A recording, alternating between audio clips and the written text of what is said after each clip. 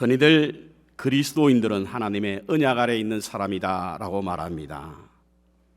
왜냐하면 믿음이라고 하는 것은 보이지 않는 하나님의 실제인 성경 말씀이 살아계신 하나님의 약속이라 믿기 때문에 그렇습니다. 그래서 이 성경 말씀을 우리는 진리로 믿고 살아갑니다. 루트와 함께 종교개혁의 쌍벽을 이루었던 스위스의 종교개혁자 즈빙글이라고 하는 분은요, 성경을 이해하는 데 가장 기본적인 사상은 바로 언약이다 이렇게 말하고 있습니다. 그래서 우리는 하나님의 말씀을 제대로 이해하기 위해서 시리즈로 언약, 곧 하나님의 약속에 관한 말씀을 묵상 중에 있습니다. 관계 속에 존재하는 인간은 필연적으로 크고 작은 약속을 맺으며 살아가는데요, 약속에도 좋은 약속이 있고 나쁜 약속이 있습니다. 그 구분점은 바로 어떤 사람과 약속을 하느냐에 따라서 좋은 약속이 있고 나쁜 약속이 있지요. 예를 들어 사랑하는 사람과의 맺은 약혼과 결혼 같은 것은 참 좋은 약속입니다. 하지만 사람을 속이려고 하는 사기꾼과 같은 사람과의 약속은 결코 좋은 약속이라고 할 수가 없습니다. 동시에 어떤 내용과의 약속이냐에 따라서 좋은 약속인가 나쁜 약속인가를 구분할 수 있는데요, 서로의 약점을 보완하여 피차 유익이 되는 동과 같은 약속은 참으로 좋은 약속입니다. 하지만 일방적으로 누군가에게는 덕이 되지만 다른 사람에게는 독이 되는 것은 좋은 약속이라고 할 수가 없습니다. 한동안 한국의 연예계 사이에 노예계약이란 말이 있었는데요, 이 노예계약과 같은 것은 나쁜 약속이라고 할 수가 있습니다.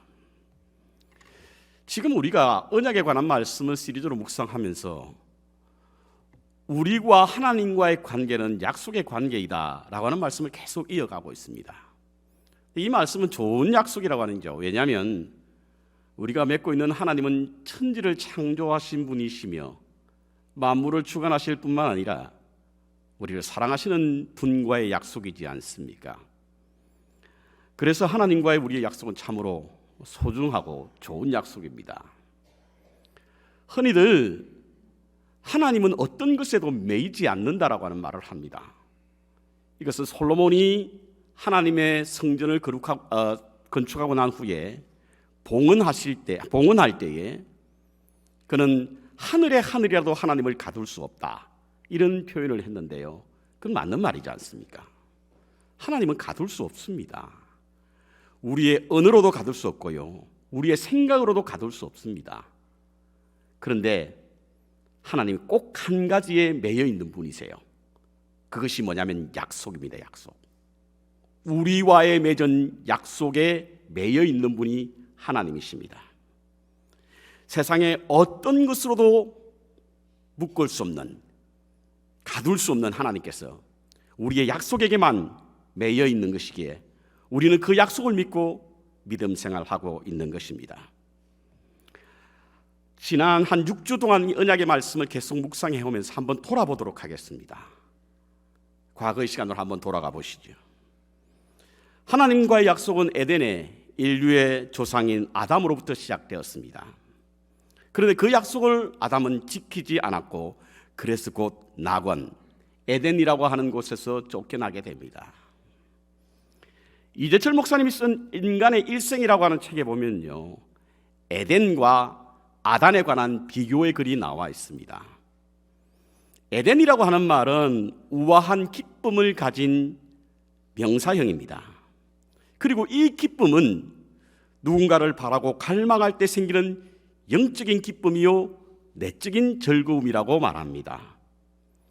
그런데 에덴의 우아한 기쁨이 자기 스스로에게 돌아오는 즐거움을 위해 행동하는 죄기동사가 된다고 한다면 이것은 아덴이 되고 곧 주색에 빠지다라고 하는 의미를 가진 그 단어로 변하게 된다는 사실인 것입니다. 에덴 동산에서 아담과 하와는 하나님을 바라고 갈망할 때 가졌던 우아한 기쁨이 하나님과 같이 되고자 하는 자기 중심적인 사람이 되었을 때는 영적 폐륜화가 되어서 우아한 기쁨이 되는 에덴에서 주색에 빠지는 아덴의 삶을 살았다라고 하는 것입니다. 그래서 하나님과의 약속은 깨어졌고 결국 그들은 에덴에서 추방을 당하고 마는 것입니다. 이렇게 낙원을 잃어버린 인류는 죄로 인해서 점점 더 악해지기 시작하는데요. 그래서 그들은 하나님과의 예배도 잃어버렸고 인간의 존엄성도 상실함으로 그 동생을 죽였으며 용서받을 수 없는 은혜로부터 떠나 자손들이 죄로 대물림하게 되었습니다. 죄는요 세 가지 특징이 있습니다. 은밀성, 신속성, 그리고 확산성. 은밀하게 이루어지고 시간이 지나면 점차 대범해지며 그것이 점점 자란다는 겁니다. 죄가 이런 특징이 있습니다. 마치 수레바퀴에 어떤 찌꺼기가 붙어 있으면 그 수레바퀴 바퀴가 돌아가면 갈수록 그 찌꺼기가 점점 확산되어 가듯이 우리의 죄도 은밀할 뿐만 아니라 신속하게 퍼져나가며 확산되어 간다는 것입니다. 그래서 저희 속담에는 바늘 도둑이 소도둑 된다는 말이 있지 않습니까? 성경은 이를 죄가 관영했다 이렇게 표현하고 있습니다. 이와 같이 인간의 죄가 점점 더 확산되어 가자 하나님께서는 결국 물로서 심판하기로 결정하셨습니다.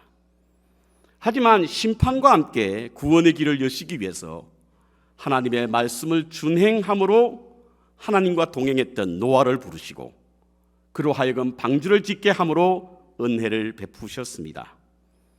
그리고 오늘 본문에 새로운 언약이 시작됩니다.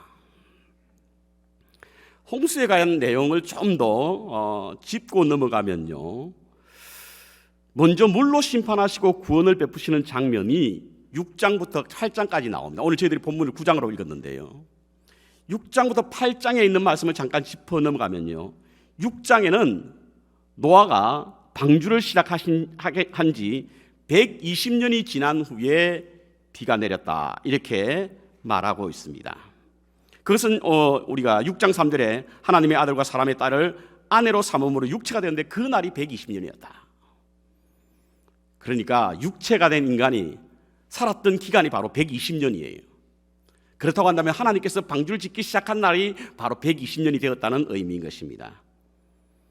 뿐만 아니라 7장 12절에 보면 40주야로 비가 내렸다 이렇게 말하고 있습니다.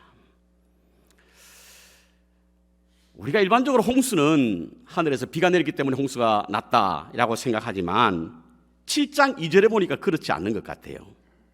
땅 속에 샘이 터지고 하늘에 창도 열렸다라고 말하는 것으로 보아 홍수가 비에 의해서만 된 것은 아니라고 보입니다.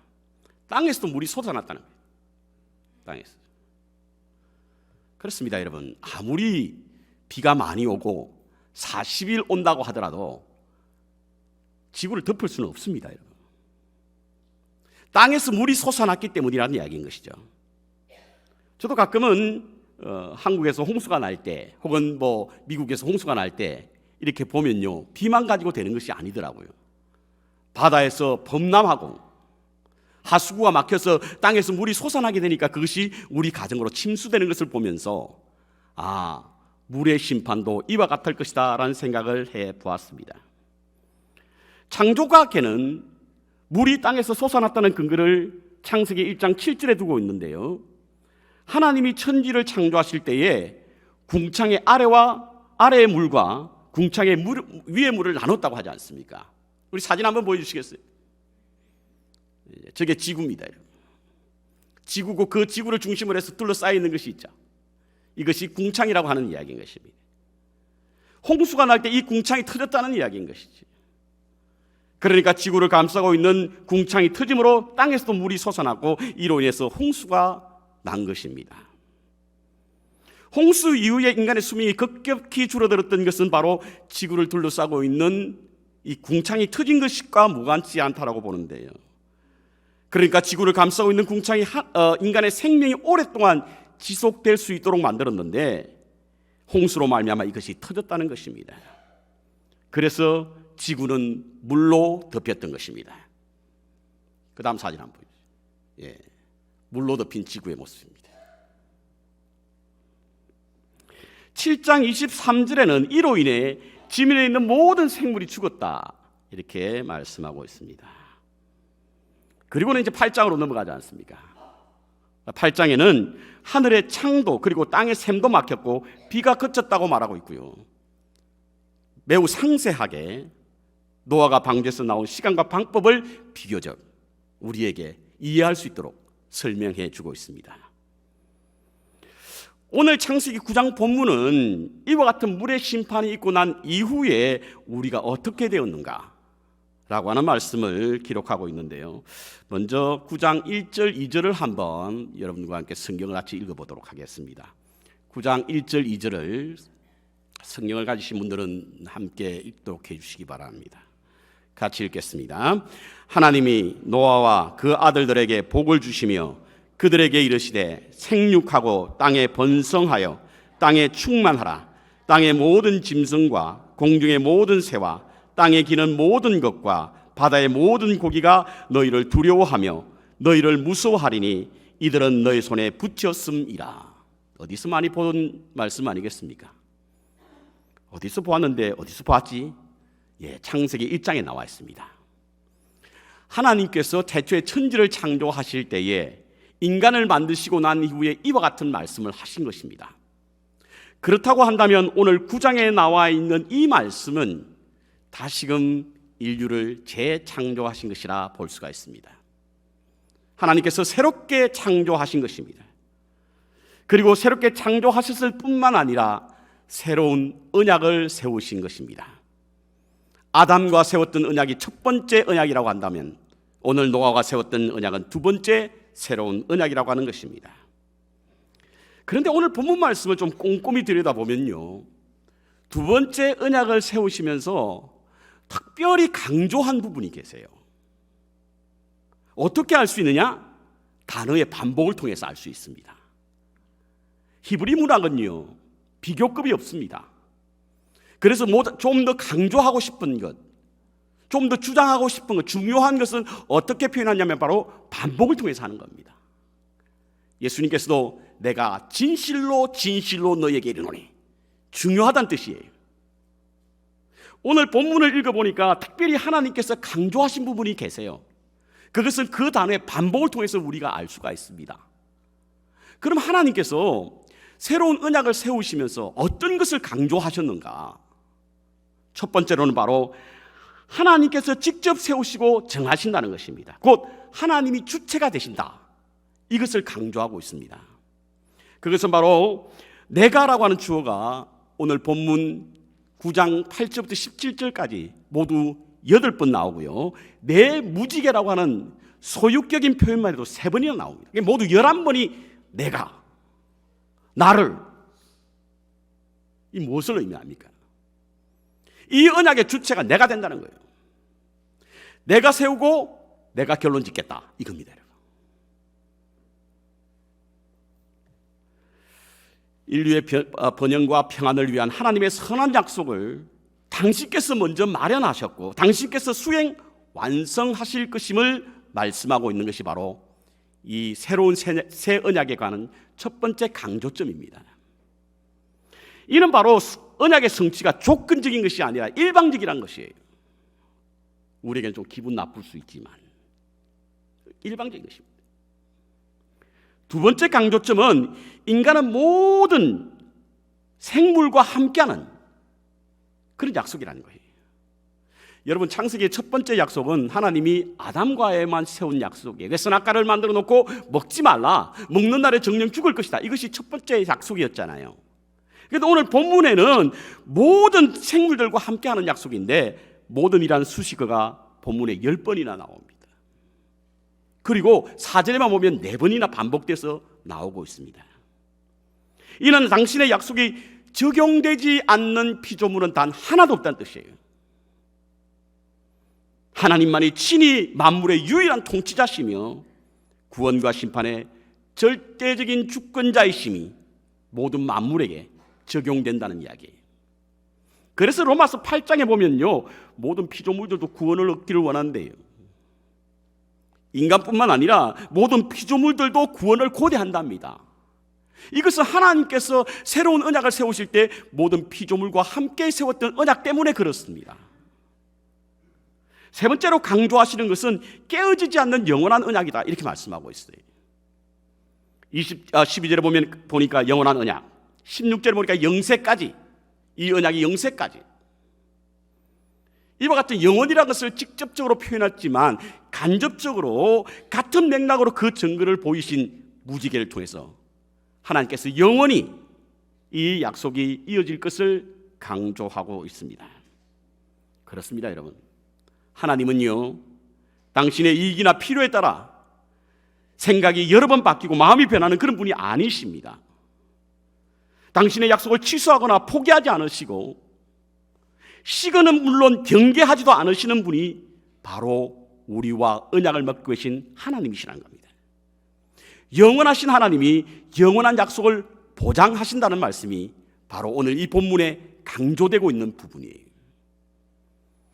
그렇다면 하나님께서 강조하며 반복하신 이 새 언약의 핵심의 중심은 무엇일까? 무엇 때문에 하나님께서는 이 언약의 주체가 된다고 말씀하셨고, 어떤 것 때문에 모든 피조물과 세운 언약이라고 말씀하셨고, 그 언약이 영원까지 이르게 될 것이라고 말씀하셨는가? 그것은 바로 이제 후로는 다시는 물로 심판하지 않겠다라고 하는 이 말씀 때문입니다. 이제 후로는 다시는 물로 심판하지 않겠다. 이 언약의 주체는 하나님이 되시고 모든 만물에게 적용되며, 그리고 이 약속은 영원할 것이라고 하는 것입니다. 인간이 의롭게 되었기 때문에 의로워서 심판하지 않겠다는 뜻이 아닙니다. 8장 21절에 보면 인간은 어려서부터 악하지만 그럼에도 불구하고 이전과 같이 물로 심판하지 않겠다라고 하는 것입니다. 하나님은 우리의 악함을 너무나 잘 아세요. 그리고 계속해서 인간은 끊임없이 하나님을 배반하고 하나님의 말씀에 어긋난 삶을 살 것을 알고 계셨습니다. 그럼에도 불구하고 결코 땅을 심판하지 않겠다라고 하는 그 약속을 매우 강조하며 이 언약의 주체는 내가 되고 모든 만물에게 적용되며 그리고 영원할 것을 강조하시며 말씀하셨습니다. 우리는 이와 같은 언약을 은혜의 언약이라고 말합니다. 즉 하나님께서 새롭게 세우신 새 언약은 조건적인 행위의 언약이 아니라 하나님께서 우리에게, 사람은 약하여서 그래서 죄에 대한 잠재력이 있으므로 하나님 앞에 죄를 지었을지라도 하나님은 결코 당신의 자비와 사랑으로 인해 심판하지 않겠다라고 하는 은혜의 언약이라고 하는 것입니다. 그리고 그 증표로 무지개를 주신 것입니다. 무지개를 우리가 영어로 레인보우라고 말하죠. 레인은 비고 보우는 이게 화살이라는 그런 뜻입니다. 아마도 무지개가 화살형을 가지고 있기 때문에 그것을 화살로 말하는 거예요. 뭐 히브리어도 마찬가지지만 켈세드라고 하는 이 말도 바로 화살이라는 뜻입니다. 활이라는 뜻입니다. 활이라는 뜻입니다. 그런데 무지개형이요, 활인데 그 활이 어디를 향하고 있습니까? 둥그러지고 있으니 하늘을 향하고 있지 않습니까? 이 말은 무엇을 의미합니까, 여러분? 하나님께서 자신의 심판 도구를 활로서 사용하지 않겠다는 겁니다. 실제로 하나님의 은혜의 언약을 받은 인류가 타락하는 장면이 노아 이후에 계속되고 있습니다. 하나님께서 은혜의 언약으로 말미암아 새로운 언약을 세웠음에도 불구하고 인간은 여전히 죄에 사로잡혀 있지 않습니까? 노아는요, 백주에 술을 마시고 술에 취해서 벌거벗은 몸으로 잠을 자다가 아들에게 보이지 않을 그런 부끄러운 모습, 수치스러운 모습을 보이지 않습니까? 뿐만 아닙니다, 여러분. 11장에 가보면 그의 후손들은 한술 더 떴어. 그 민족이 번성하다 다시 하나님께 대항하기 위해서 바벨탑을 세운 거예요. 하나님의 은혜의 언약, 새로운 언약이 선포되었고 그 언약으로 말미암아 하나님 앞에 우리가 은혜를 입은 우리들이지만 여전히 우리는 죄에 사로잡혀 살아가고 있는 모습을 성경은 우리에게 분명히 말해주고 있습니다.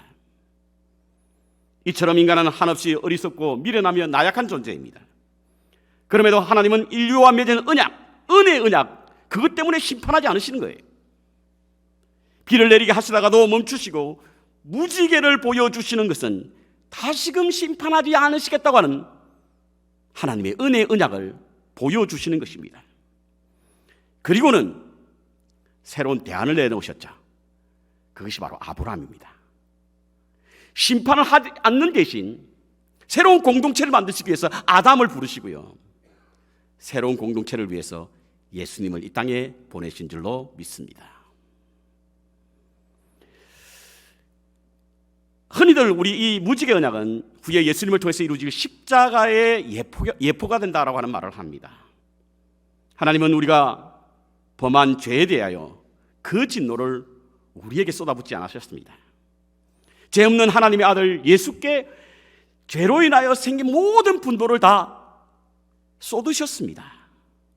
그래서 우리를 대신해서 십자가에서 예수님께서 피 흘려 돌아가심으로 우리의 죄가 용서되었지 않습니까? 그것으로 우리에 대한 심판을 거두신 것입니다. 그래서 로마서 3장 23절부터 25절에 보면 모든 사람이 죄를 범하였음에 하나님의 영광에 이르지 못하더니 그리스도 예수 안에 있는 속량으로 말미암아 하나님의 은혜로 값없이 의롭다 하심을 얻은 자가 되었다라고 말씀하고 있는 거예요. 우스갯소리지만 말이죠, 웃어줘야 되는데 일부 예배 이거 하니까 안 웃더라고요. 할까 말까 생각했습니다. 예수님을 영접한 어떤 청년이 말씀대로 살려고 무슨 애를 썼습니다. 그 친구가 하루는 정말 이 친구가 말씀대로 사는가 그것을 시험하기 위해서 그 친구 뺨을 그냥 한 대 갈린 거예요. 맞은 친구가 가만히 생각하더니 갑자기 그 친구를 향해 뺨을 2대나 때리는 거예요. 그러니까 이 짓궂은 친구가 아니 넌 말씀대로 산다고 하면서 성경에 오른뺨을 때리면 왼뺨도 대주라고 했는데 어떻게 나에게 2번이나 때리면서 보복하느냐 이랬더니 이 친구가 하는 이야기가 너는 왼뺨을 때렸잖아 이러더라는 거예요. 집에 가셔서 생각나시면 웃으시기 바랍니다. 성경에는 오른뺨을 때리면 왼뺨을 대라고 그랬는데 너는 왼뺨을 때렸잖아. 그러니까 내가 보복하는 거야. 지어낸 우스갯소리이긴 하지만 의미가 없는 것은 아닙니다, 여러분. 마태복음 5장에서 8장까지 보면요, 정말 가슴이 먹먹해지는 답답한 그런 하나님 나라의 백성들의 삶의 모델을 예수님께서는 제시하고 있습니다. 이게 얼마나 살기 힘듭니까, 여러분? 소금이 되라, 빛이 되라, 노하지 말라, 다른 자를 보고 여자를 보고 음욕을 품지 말라, 맹세하지 말라, 보복하지 말라, 원수를 사랑하라, 올바른 구제를 하라. 이와 같은 것을 하는 것, 이와 같은 것이 곧 하나님 나라의 백성으로서의 삶을 살아가는 것이다.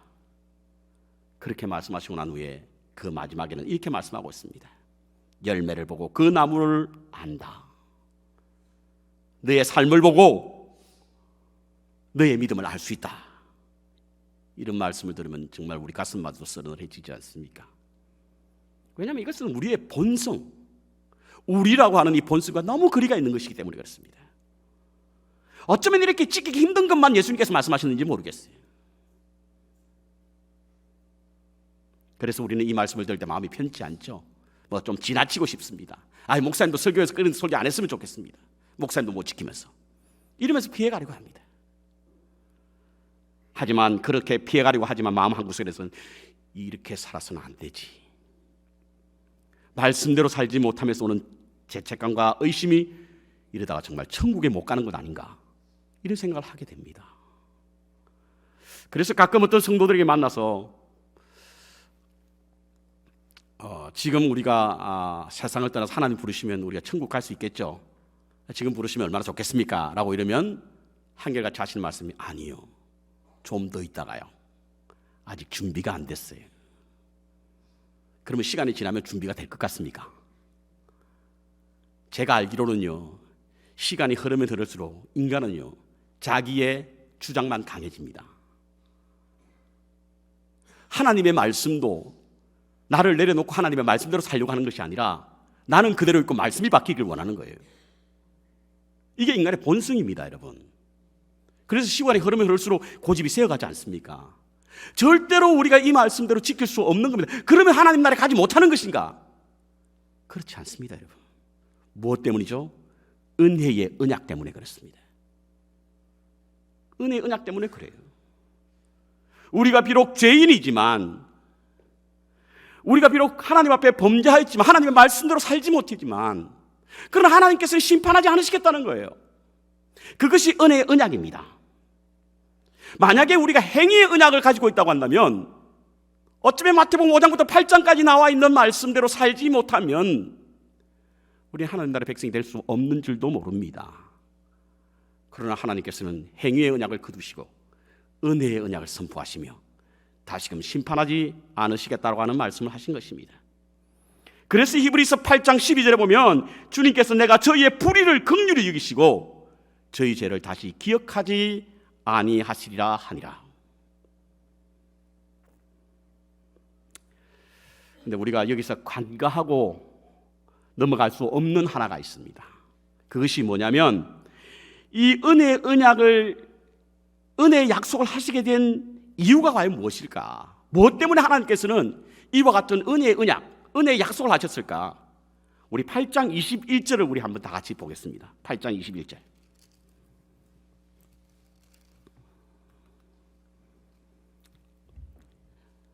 자, 같이 한번 찾으신 분들은 같이 읽겠습니다. 여호와께서 그 향기를 허명하시고 그 중심에 이르시되 내가 다시는 사람으로 인하여 땅을 저주하지 아니하리니 이는 사람의 마음에 계획하는 바가 어려서부터 악함이라. 내가 전에 행한 것 같이 모든 생물을 멸하지 아니하리라. 하나님께서 은혜의 언약을 선포하신 이유가, 곧 다시는 물로 심판하지 아니하시겠다고 하신 이유가 어디 있습니까? 그것은 바로 여호와께서 그 향기, 그 제사, 그 제물 흠양 기뻐하시고 그 중심에 그 마음에 이와 같은 결심을 하시게 되었다는 거예요. 이렇습니다, 여러분. 노아가 방주에 있다 나와서 제일 먼저 한 일이 뭐죠? 제사를 드린 겁니다. 그런데 그 제사가 하나님 보실 때 너무 기쁘시게 할 만한 그런 제사였다는 거예요. 아마 아벨의 제사와 같은 제사였나 보죠? 그 이후에 주님께서는 마음의 생각을 내가 두 번 다시 물로 심판하지 않겠다, 이와 같은 말씀을 하신 것입니다. 그렇다고 한다면 제사가, 예배가 하나님의 마음을 바꿔놓으신 거예요. 제사가, 예배가 하나님의 언약의 새로운 언약을 갖게 하신 겁니다. 여러분, 예배가 무엇입니까? 예배가 어떤 것이죠? 예배는요, 하나님이 우리의 주인이란 사실을 가장 신실하고 겸손하게 고백하는 것이 바로 예배예요. 여러분, 예배 드릴 때 기도하잖아요. 왜 기도하죠? 우리 주인이기 때문에 하는 거예요. 예배 드릴 때 찬양하죠. 왜 찬양합니까? 우리의 주인이기 때문이에요. 왜 우리가 말씀을 듣습니까? 우리의 주인이기 때문이라니까요. 그러므로 예배는 하나님이 우리의 주인이십니다라고 고백하는, 가장 그리스도인이, 하나님의 자녀가 신실한 마음으로 겸손히 고백하는 것이 바로 예배입니다. 하나님은 이 예배를 통해서 새로운 언약을 세우신 거예요.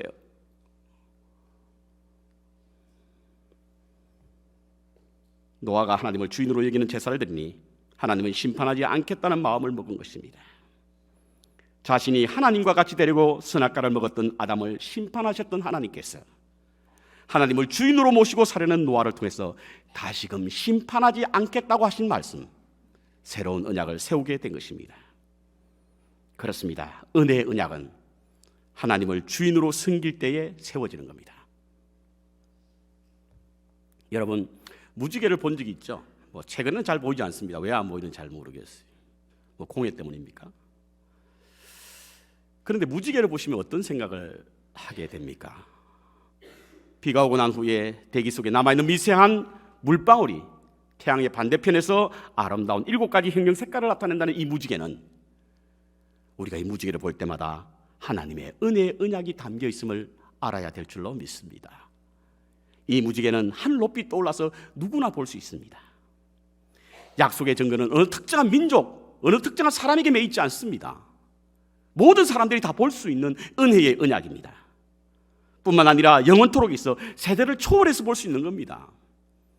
우리가 흔히 노아가 6,000년 전 혹은 10,000년 전이라고 생각해도 상관없습니다.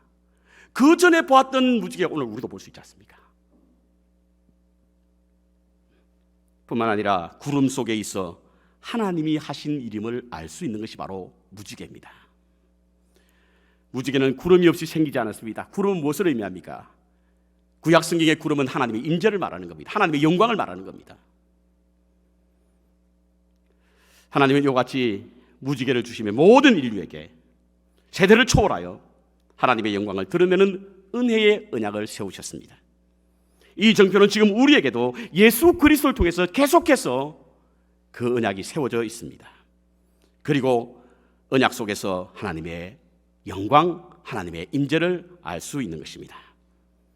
하나님을 주인으로 섬기며 사심으로 은혜의 언약 아래에 계시는 저와 여러분 되시기를 주님의 이름으로 축원합니다.